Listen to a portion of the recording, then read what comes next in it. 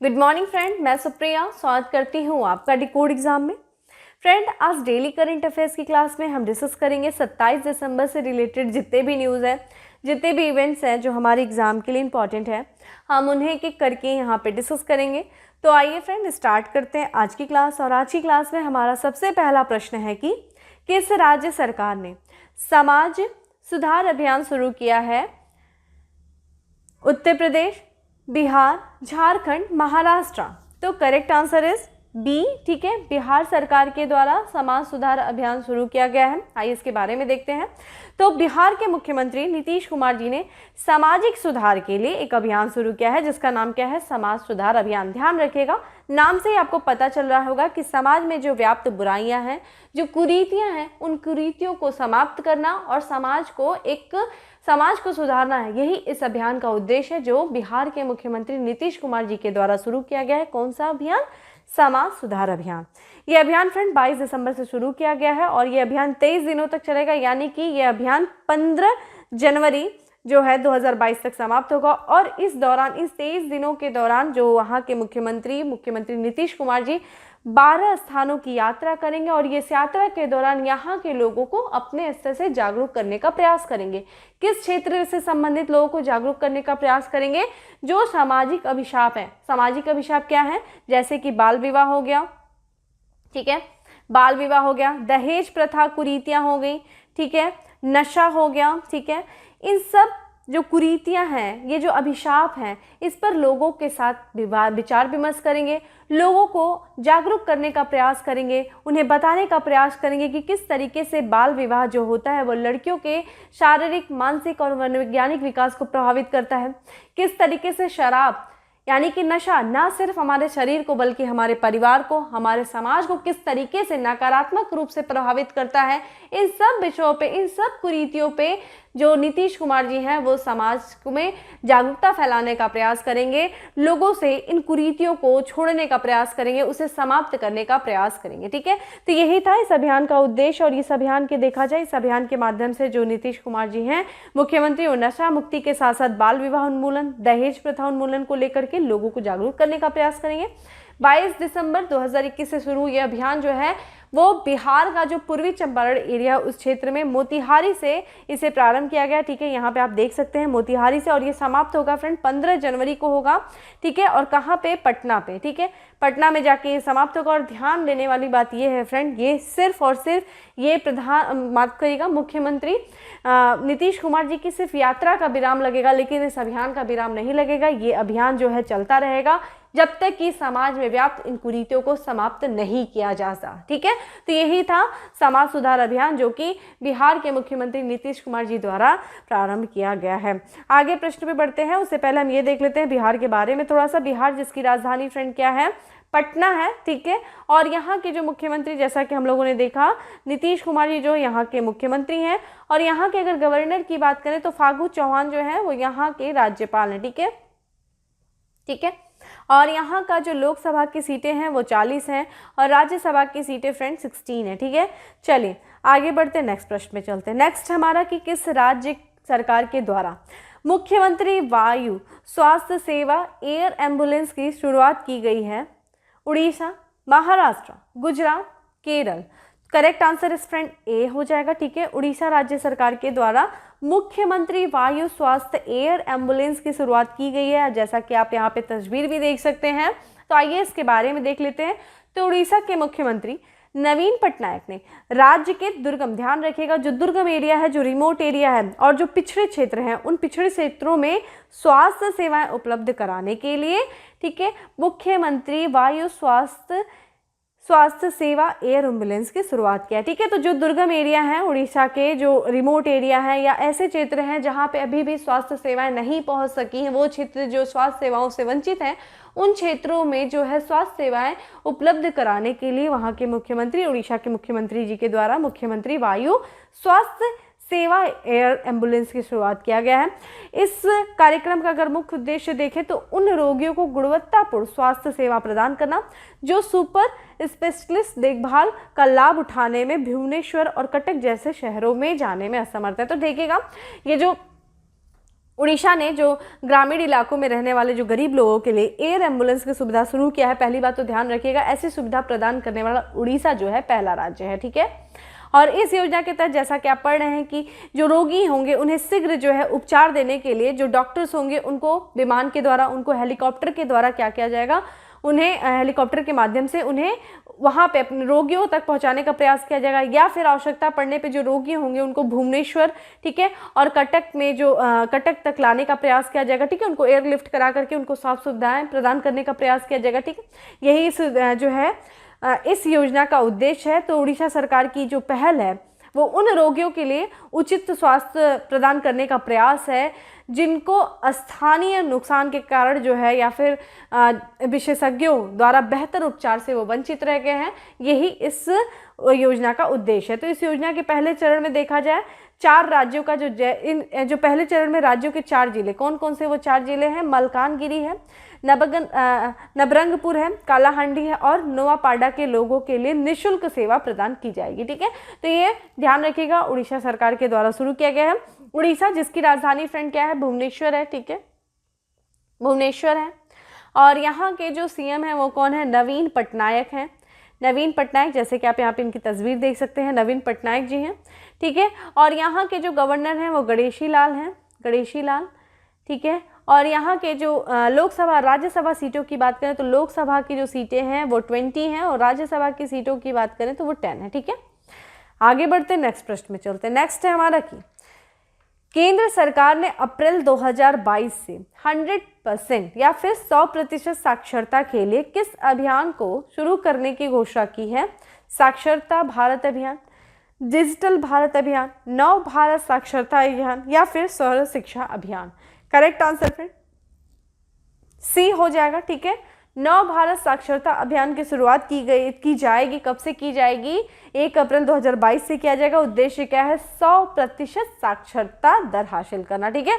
तो यहाँ पे देखा जाए जो केंद्र सरकार है वो 100% साक्षरता के लक्ष्य को हासिल करने के लिए अप्रैल 2022 में नव भारत साक्षरता अभियान शुरू करेगी, जिसके लिए कैबिनेट नोट को अंतिम रूप दिया जा रहा है, ठीक है। तो ध्यान रखिएगा फ्रेंड, ये जो अभियान है वो प्रौढ़ शिक्षा संबंधी है और ये एक केंद्र प्रायोजित योजना है, ठीक है। और एक अभियान पहले से चलाया जा रहा है जिसका नाम है पढ़ना लिखना अभियान, ठीक है। पढ़ना लिखना अभियान, कमेंट बॉक्स में आंसर करिए कि पढ़ना लिखना अभियान की शुरुआत कब की गई थी। लेकिन मैं आपको ये बताऊंगी जरूर कि ये अभियान समाप्त कब होने वाला है। तो ये पढ़ना लिखना अभियान जो अभी हाल में जारी है वो 31 मार्च 2022 को समाप्त हो जाएगा, ठीक है। और इस अभियान के समाप्त होने के बाद ही ये जो नया अभियान है जिसका नाम है नव भारत साक्षरता अभियान 1 अप्रैल से शुरू कर दिया जाएगा। उद्देश्य क्या है? 100% साक्षरता लक्ष्य को हासिल करना, ठीक है। इस अभियान के द्वारा देखा जाए जो इस अभियान के तहत जो ऑनलाइन हो और ऑफलाइन हो दोनों ही माध्यम से, ठीक है, ऑनलाइन माध्यम से या फिर ऑफलाइन माध्यम से देश में 15 वर्ष या उससे अधिक आयु वर्ग के जो 5 करोड़ लोग हैं, निरक्षर लोग हैं, उनको क्या किया जाएगा? इस दायरे में लाने का प्रयास किया जाएगा, उनको शिक्षित करने का प्रयास किया जाएगा, उनको साक्षर करने का प्रयास किया जाएगा नव भारत साक्षरता अभियान के तहत, ठीक है। तो ऑफलाइन और ऑनलाइन दोनों माध्यम से करने का प्रयास किया जाएगा, उनको शिक्षित। कितने वर्ष से उम्र? 15 वर्ष से और उससे अधिक आयु वर्ग के लोग होंगे, लगभग 5 करोड़ लोगों को इसमें कवर किया जा रहा है। अभियान की शुरुआत देख लीजिए 1 अप्रैल 2022 से लेकर के 31 मार्च 2027 तक ये अभियान लागू रहेगा। कमेंट बॉक्स में आंसर करिए पढ़ना लिखना अभियान कब शुरुआत किया गया था और साथ ही साथ मुझे सर्व शिक्षा अभियान के बारे में बताइए, बहुत इंपॉर्टेंट है, ठीक है। इन अभियानों के बारे में आप ध्यान रखा करिए। चाहे आप एस्से लिख रहे हो, जब आप मेंस का एग्जाम देंगे तो आप एस्से लिखते हो, आंसर राइटिंग करेंगे, तो उन सब चीज़ों में इन अभियानों को आप मेंशन करते हैं तो बहुत ही ज़्यादा प्रभावशाली आपका आंसर उभर के आता है। और इन सब के बारे में आपको एक बेसिक आइडिया होना बहुत ही ज़्यादा आवश्यक होता है, ठीक है। यही कारण है कि मैं आपको डायरेक्ट फैक्ट्स की जगह ऐसे प्रश्नों को देने प्रयास करती हूँ जो आप जिनके बारे में भी जानो और जिनको आप अपने आंसर में भी मेंशन कर सको, ठीक है। तो सर्व शिक्षा अभियान हो गया, पढ़ना लिखना अभियान हो गया, इनके बारे में मुझे बताइए। अगला है हमारा, केंद्र सरकार ने निम्न में से किस कैटेगरी में महिला कमांडो को शामिल करने की घोषणा की है? जेड सुरक्षा, वाई श्रेणी सुरक्षा, वाई प्लस सुरक्षा या फिर जेड प्लस सुरक्षा? करेक्ट आंसर फ्रेंड क्या हो जाएगा? डी हो जाएगा, जेड प्लस सुरक्षा जो है इसमें महिला कमांडो को शामिल करने की घोषणा किया गया है केंद्र सरकार के द्वारा। इसके बारे में देख लें तो केंद्र सरकार ने जो देश में जो वीआईपी सुरक्षा को लेकर के एक बड़ा फैसला लिया है। ये फैसला क्या है कि जो सीआरपीएफ, ठीक है, सेंट्रल रिजर्व पुलिस फोर्स ने अपनी वीआईपी सुरक्षा इकाई में 32 महिला कमांडो को अपनी पहली टुकड़ी में तैयार किया है और उन्हें दिल्ली में स्थित शीर्ष जेड प्लस सुरक्षा घेरा प्राप्त लोगों को रक्षा करने का काम सौंपा गया। ठीक है, तो ये जो वीआईपी कौन आ गया फ्रेंड? ये जो हम लोग वीआईपी की बात कर रहे हैं, जैसे कि इसमें गृह मंत्री अमित शाह हो गए, कांग्रेस अध्यक्ष सोनिया गांधी हो गई, प्रियंका गांधी वाड्रा हो गई, राहुल गांधी हो गए, पूर्व प्रधानमंत्री मनमोहन सिंह, उनका परिवार हो गया। इन लोगों क्या है, जेड सुरक्षा जो है वो उपलब्ध कराई गई है, जेड वाई प्लस सुरक्षा, जेड प्लस सुरक्षा। ठीक है, और इसमें अब हाल ही में सीआरपीएफ के द्वारा 32 महिला कमांडो को तैनात किया गया, उनकी ट्रेनिंग की गई, लगभग 10 महीने उनकी ट्रेनिंग चली, उसके बाद उनको तैनात किया गया है। ठीक है, जेड प्लस सुरक्षा जो है बात करें तो यह देश की दूसरी सबसे बड़ी सुरक्षा है। इसमें देखा जाए 36 सुरक्षा कर्मी होते हैं, जिसमें 10 जो होते हैं वो नेशनल सिक्योरिटी गार्ड के और स्पेशल प्रोटेक्शन कमांडो होते हैं। साथ ही इनको इसमें पुलिस वालों को भी शामिल किया जाता है, पुलिस को भी शामिल किया जाता है, और इसमें जो इंडो तिब्बत बॉर्डर पुलिस और सीआरपीएफ के जवान भी तैनात किए जाते हैं। ठीक है, ये चीज़ ध्यान रखिएगा। चलिए, आपको ये भी पता होना चाहिए फ्रेंड, यहाँ से प्रश्न पूछता है, देखिए मैं आपका वक्त लूंगी कि भारत और पाकिस्तान के सीमा पे कौन सी फोर्स तैनात की जाती है। जैसे हमने इंडो तिब्बत की बात किया, चाइना और भारत के बीच में, नेपाल भारत हो गया, आपके जो म्यांमार, यहाँ पे कौन सी तैनात किया जाता है, ये सारे आपको पता होना चाहिए। किस बॉर्डर पे कौन से बीएसएफ कहाँ पे नियुक्त किए जाते हैं, सीआरपीएफ की आप बात करते हैं, इंडो तिब्बत की आप बात कर रहे हैं, इन सब के विषयों में थोड़ा थोड़ा आप जानकारी लीजिए, थोड़ा सा पढ़ लीजिए। ठीक है, आगे बढ़ते हैं। नेक्स्ट है हमारा कि किस देश ने फाइनल में भारत को हरा करके सैफ अंडर 19 महिला चैंपियनशिप जीता है? Bangladesh, Pakistan, Sri Lanka, Nepal? Correct answer friend ये हो जाएगा, बांग्लादेश ने जीता है। ठीक है, यहाँ पे आप तस्वीर देख सकते हैं, फाइनल में किसको हराया है? भारत को हराया है। ठीक है, सैफ अंडर 19 महिला चैंपियनशिप में। तो जो बांग्लादेश की टीम है उसने फाइनल में किसको हरा दिया है? भारत को हरा दिया है। किसमें? South Asian football federation under 19 महिला चैंपियनशिप में। ठीक है, और यहाँ पे जो देखा जाए सर्वाधिक गोल किसने किया है, तो बांग्लादेश की शाहिदा अख्तर रिपा ने टूर्नामेंट में सर्वाधिक गोल किया है, जिसके कारण उन्हें सबसे मूल्यवान खिलाड़ी का पुरस्कार दिया गया। ठीक है, इस टूर्नामेंट की बात करें तो ये टूर्नामेंट 11 से लेकर के 22 दिसंबर तक चला है। कहाँ पे चला है? बांग्लादेश की राजधानी ढाका में। कौन से स्टेडियम है? BSS मुस्तफ़ा कमाल स्टेडियम में जो है इस टूर्नामेंट का आयोजन किया गया है। ठीक है, पाकिस्तान को फ्रेंड इस बार हटा दिया गया था, उनको बैन लगा दिया गया था, पाकिस्तान शामिल नहीं था। ठीक है, अगला है प्रश्न हमारा कि निम्नलिखित में से किस राज्य सरकार द्वारा मुफ्त स्मार्टफोन योजना शुरू की गई है? गुजरात, उत्तर प्रदेश, बिहार, मध्य प्रदेश? करेक्ट आंसर क्या हो जाएगा? बी हो जाएगा। ठीक है, उत्तर प्रदेश सरकार के द्वारा मुफ्त स्मार्टफोन योजना की शुरुआत की गई है। ठीक है, यहाँ पे बात करते हैं जो उत्तर प्रदेश सरकार द्वारा जो पूर्व प्रधानमंत्री अटल बिहारी वाजपेयी की जयंती पे, ठीक है, सुशासन दिवस मनाया जाता है 25 दिसंबर को, हम लोगों ने इस पे बात किया था, और उन्हीं की जयंती पर जो इस योजना की शुरुआत किया है मुफ्त स्मार्टफोन योजना। योजना के पहले चरण में देखा जाए जो सरकार है वहाँ उत्तर प्रदेश की, उन्होंने जो स्नातक यानी कि जिन्होंने ग्रेजुएशन कर लिया या फिर उससे ऊपर जो अंतिम वर्ष के जो छात्र हैं उनको छात्रों को 60,000 स्मार्टफोन और 40,000 टैबलेट वितरित किया। ठीक है, तो जितने वहाँ पे छात्र हैं उन छात्रों को लगभग सारे जितने हैं उन पे 60,000 पहले चरण में। ठीक है, पहले चरण में सरकार के द्वारा 60,000 स्मार्टफोन और 40,000 टैबलेट जो है वितरित किया गया है। ठीक है, और योजना में देखा जाए, योजना से जो प्रदेश के प्रत्येक जिलों की लड़कियां सहित लगभग 1 करोड़ छात्रों को लाभान्वित होने की संभावना है। छात्रों को तकनीकी रूप से उन्नत करना ही इस पहल का उद्देश्य था। इस पहल को जो शुरुआत करने का उद्देश्य था कि वहाँ के जो छात्र उनको तकनीकी रूप से उन्नत किया जा सके। ठीक है, कितने छात्रों को लाभान्वित होने का संभावना है इससे? लगभग 1 करोड़ छात्रों को। ठीक है, ध्यान रखिएगा किसके द्वारा शुरू की गई है योजना, कौन सी योजना? मुफ्त स्मार्टफोन योजना, उत्तर प्रदेश सरकार के द्वारा। अगला है हमारा कि निम्नलिखित में से किस पर्यावरणविद को सामाजिक न्याय 2021 के लिए मदर टेरेसा मेमोरियल अवार्ड से सम्मानित किया गया है? देवभूमि सिंह को, उदय प्रकाश मिश्र को, डॉक्टर अनिल कुमार जोशी को, डॉक्टर अनंत जोशी को। करेक्ट आंसर फ्रेंड सी हो जाएगा, डॉक्टर अनिल कुमार जोशी, जो आप बगल में इनकी तस्वीर को देख सकते हैं। ये एक पर्यावरणविद हैं और इनको सामाजिक न्याय 2021 के लिए मदर टेरेसा मेमोरियल अवार्ड से सम्मानित किया गया है। ठीक है, तो इनको पद्म भूषण से भी इनको सम्मानित किया गया था। और ये पर्यावरणविद अनिल प्रकाश जोशी को देखा जाए तो सामाजिक न्याय 2021 के लिए मदर टेरेसा मेमोरियल अवार्ड से सम्मानित किया गया। अर्थ और भी लोगों को इनके साथ सम्मानित किया गया, जिसमें से देखा जाए अर्थ शॉर्ट प्राइज के विजेता विद्युत मोहन और उत्तराखंड के एक युवा पर्यावरण कार्यकर्ता जिनका नाम है रिद्धिमा पांडे, उनको भी साथ में जो है इस पुरस्कार प्रदान किया गया, इस पुरस्कार से सम्मानित किया गया। ठीक है, इस पुरस्कार की बात करें तो ये हार्मनी फाउंडेशन जो है प्रत्येक वर्ष मदर टेरेसा मेमोरियल अवार्ड के लिए एक थीम की पहचान करता है और ये उन व्यक्तियों और संगठनों को सम्मानित करता है जो पर्यावरणीय स्थिरता को बढ़ाने के क्षेत्र में कार्य करते हैं या फिर काम करते हैं। ठीक है, तो ध्यान रखिएगा किसे दिया गया है पर्यावरण जो है सामाजिक न्याय 2021 के लिए मदर टेरेसा मेमोरियल अवार्ड 2021 सम्मानित किया गया है डॉक्टर अनिल कुमार जोशी, उनके साथ देखा जाए तो विद्युत मोहन को और साथ ही साथ रिद्धिमा पांडे को। ठीक है, अगला है नेक्स्ट प्रश्न है कि निम्नलिखित में से किस राज्य ने चलो मोबाइल ऐप और स्मार्ट कार्ड लॉन्च किया है? Kerala, Karnataka, Telangana, Maharashtra. Correct answer is friend D. आज आप देख रहे होंगे काफ़ी स्टेट जो है राज्य विशेष संबंधित आपको प्रश्न ज़्यादा देखने को मिल रहे होंगे, क्योंकि राज्यों के द्वारा बहुत सारी योजनाएं चलाई जा रही हैं और उनको एक साथ शामिल किया गया है आज की क्लास में, जिसमें से देखा जाए चलो मोबाइल ऐप और स्मार्ट कार्ड जो लॉन्च किया गया है वो महाराष्ट्र के द्वारा लॉन्च किया गया है। तो महाराष्ट्र के जो पर्यटन और पर्यावरण मंत्री हैं जिनका नाम है आदित्य ठाकरे, इन्होंने Brihanmumbai electric supply and transport bus टिकटों को डिजिटल और अग्रिम खरीद की सुविधा के लिए चलो मोबाइल एप्लीकेशन ऐप और चलो स्मार्ट कार्ड जो है वो लॉन्च किया है। ठीक है, ध्यान रखिएगा महाराष्ट्र सरकार के द्वारा लॉन्च किया गया है।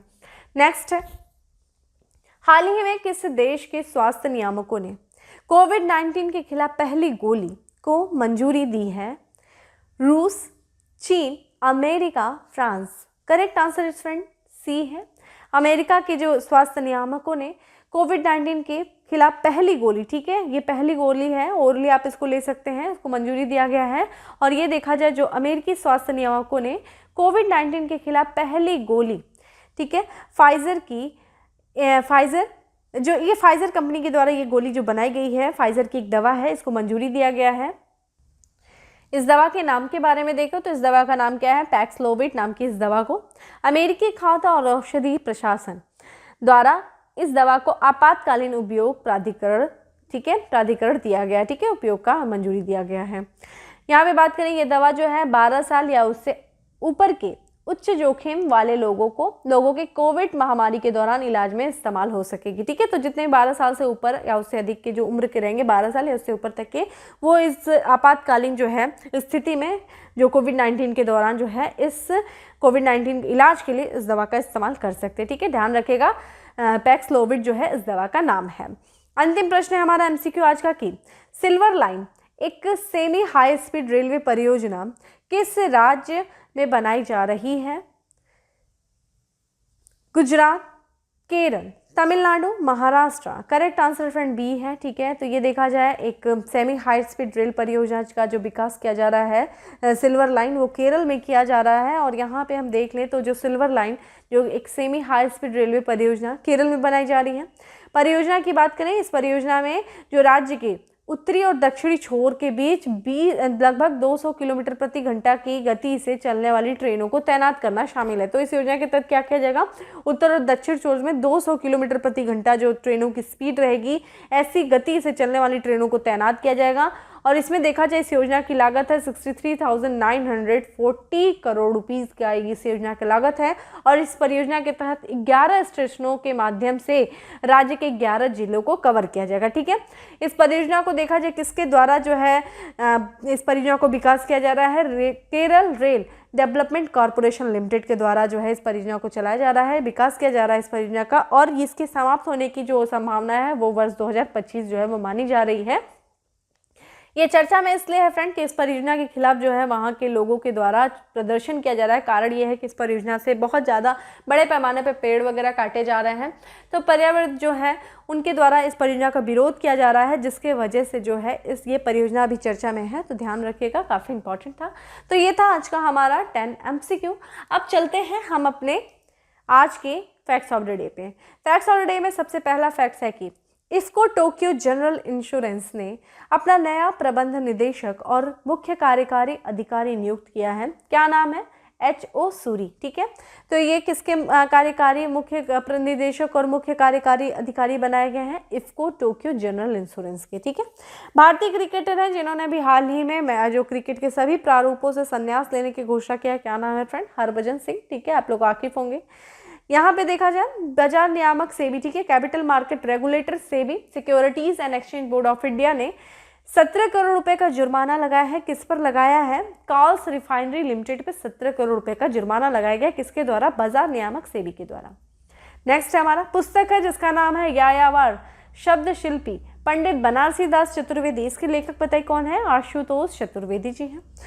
मुंबई प्रेस क्लब ने वर्ष 2020 के लिए मरणोपरांत journalist of the year award से सम्मानित किया है। किसे किया है? दानिश सिद्दीकी को किया है। ठीक है, दानिश सिद्दीकी को journalist of the year award से सम्मानित किया गया है इनके मरणोपरांत। किसके द्वारा? मुंबई प्रेस क्लब के द्वारा। ठीक है, वर्ष 2020 के लिए।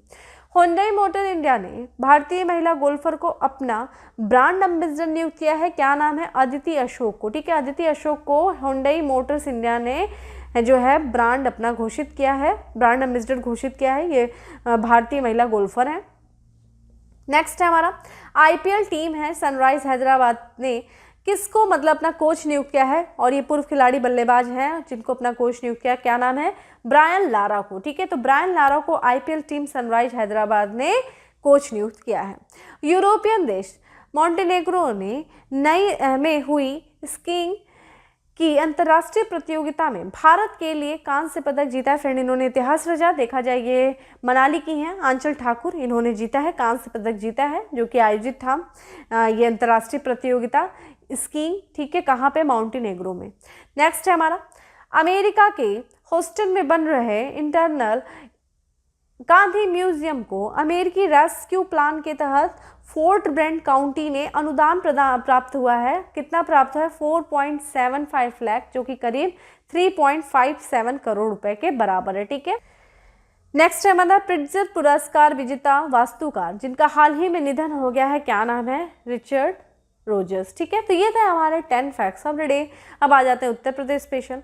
उत्तर प्रदेश स्पेशल में सबसे पहला है कि प्रधानमंत्री जन धन योजना के तहत खाते खोले जाने में सबसे ऊपर राज्य रहा। कौन सा रहा फ्रेंड? उत्तर प्रदेश रहा। कमेंट बॉक्स में बताइए कि हाल ही में कितने खाते खोले जाने की बात की गई है।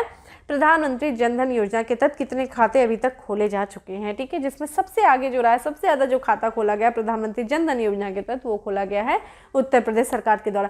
साथ ही साथ मुझे ये भी बताइए कमेंट बॉक्स में कि प्रधानमंत्री जन धन योजना की शुरुआत कब की गई थी और किस उद्देश्य से की गई थी। ठीक है, केंद्रीय सड़क परिवहन मंत्री नीतीश गडकरी ने उत्तर प्रदेश में ग्रीन एक्सप्रेसवे बनाने की घोषणा किया है। कब से कहां से? दिल्ली से लेकर के लखनऊ के बीच में। ठीक है, नेक्स्ट है हमारा IIT कानपुर के वैज्ञानिक ने यंग जियोस्पेशियल साइंटिस्ट पुरस्कार जीता। क्या नाम है? रूपेश गोयल नाम है। प्रधानमंत्री नरेंद्र मोदी ने उत्तर प्रदेश राज्य औद्योगिक विकास प्राधिकरण फूड पार्क में बनास डेयरी संकुल की आधारशिला रखी है। तो बनास डेयरी संकुल की आधारशिला कहाँ पे रखी गई है? ये रखी गई वाराणसी के करखिया में। ठीक है, नेक्स्ट है प्रधानमंत्री जी ने दुग्ध उत्पादक सहकारी संघ संयंत्र के लिए बायोगैस आधारित बिजली उत्पादन संयंत्र की आधारशिला कहाँ रखी गई है? वाराणसी के रामनगर में रखा गया है। ठीक है, काफ़ी ज़्यादा देखिए वाराणसी में हमें विकास देखने को मिल रहा है। ठीक है, वाराणसी जो है संसद क्षेत्र भी है, सांसदीय क्षेत्र भी है किसका? हमारे प्रधानमंत्री नरेंद्र मोदी जी का। ठीक है, वहाँ पे काफ़ी बड़े पैमाने पर हमें विकास कार्य देखने को मिल रहा है। लगातार हम लोग वाराणसी का नाम पढ़ रहे हैं, तो इसलिए आप ध्यान रखिएगा इतिहास में जहाँ जहाँ चाहे महाजनपद काल के समय काशी का नाम रहा हो, चाहे अन्य भी किसी तरीके से, ठीक है, वाराणसी को ध्यान से रखिएगा। आने वाले एग्जाम में इससे संबंधित प्रश्न पूछे जा सकते हैं आपसे। ठीक है, तो फ्रेंड इस तरीके से था आज का हमारा, चूंकि अभी एक, ठीक है, आज का हमारा आज ये प्रश्न था, इस प्रश्न को रिपीट किया गया, आप हटा सकते हैं।